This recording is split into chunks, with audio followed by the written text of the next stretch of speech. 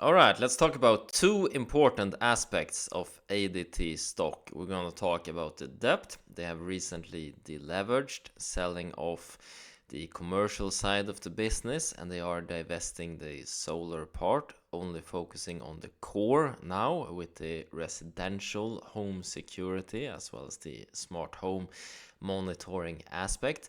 And then we will also take a closer look at the future aspect in this area. We will model out some based on the product, based on what they said in the Q1 earnings call, and how I think the future looks, because there's one big challenge ahead for this company.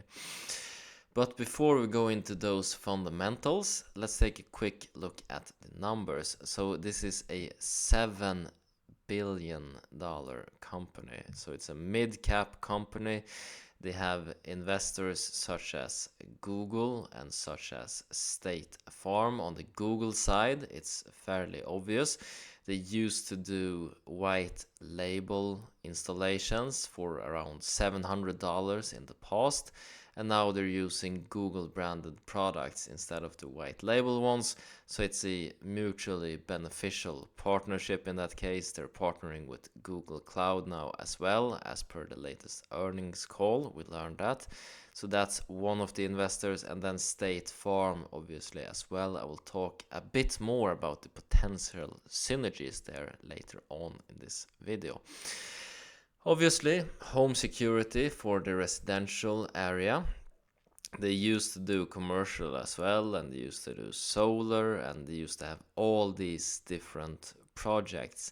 And that made sense in a low interest rate environment when you could take on a lot of debt and you would earn more from these ventures than the debt would cost you. So that's no longer the case, and that's why we're hearing a lot about capital structure on the company, the debt to equity, and all of these things. So we can see here that in terms of total debt, it's 7.8 billion.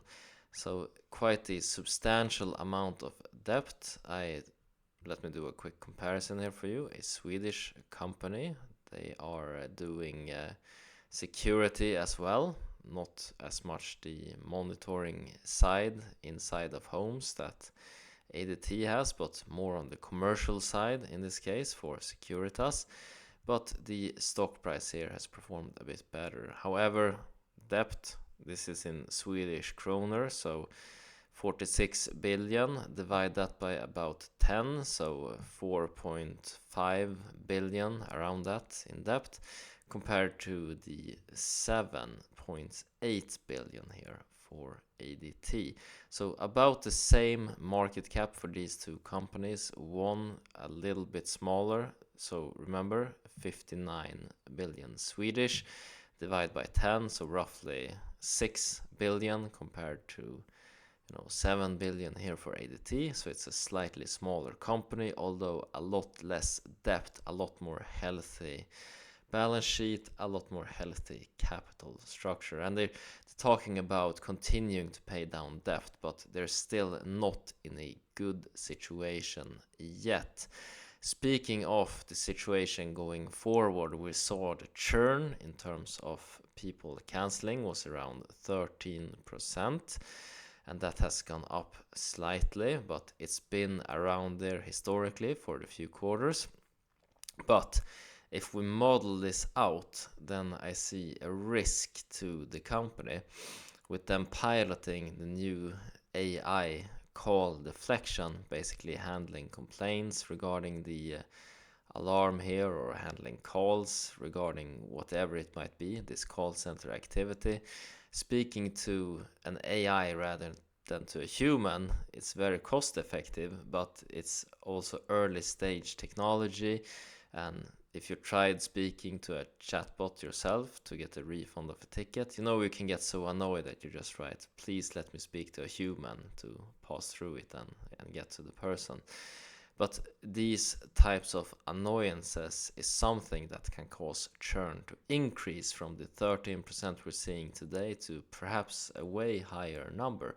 Or perhaps it works smoothly and they're able to save on the costs and thus be able to be more profitable. In terms of price to earnings, it's looking good. They have this focus on profitability, focusing on making more money. But if we forget the consumer in that and try to squeeze too hard, well, then it could potentially backfire. So a very interesting scenario for this company going forward.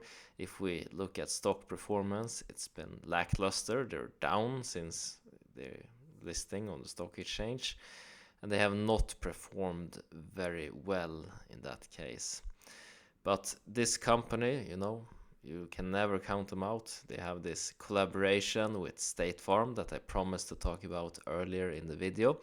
And this is, for example, to have the cameras in the house. They can use it to monitor, and do video analysis. So if you ask your smart home system, are my children in the pool? Are they playing around the pool, or are they in the pool? You can get notifications for this.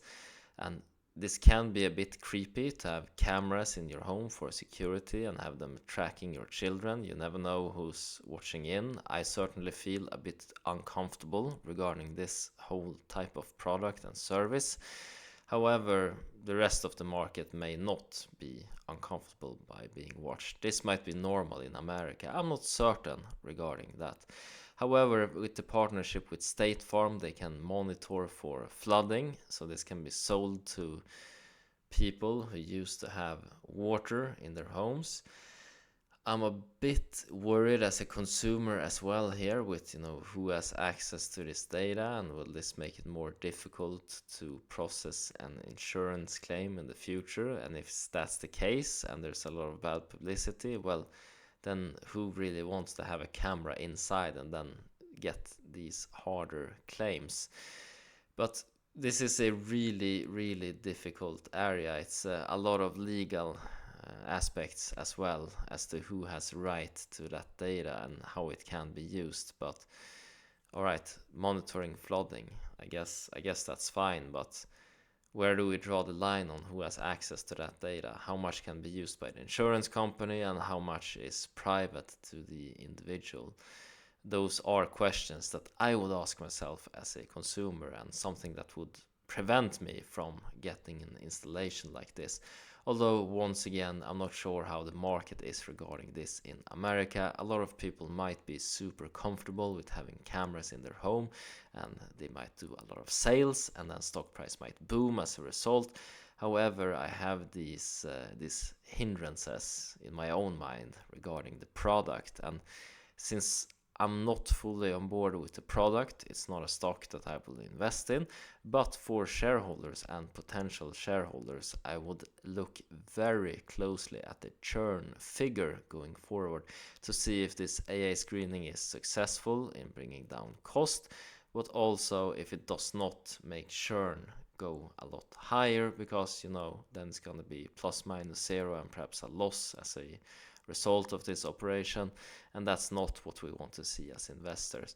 And then also, just if you understand the product fit here, having cameras inside, if that's something that you think will be very popular and you think that's a product that will be a hit in America, doing this video analysis, asking if your children is in the pool or not, or keeping track on if you have a flood inside or not, well, then perhaps this is an investment for you.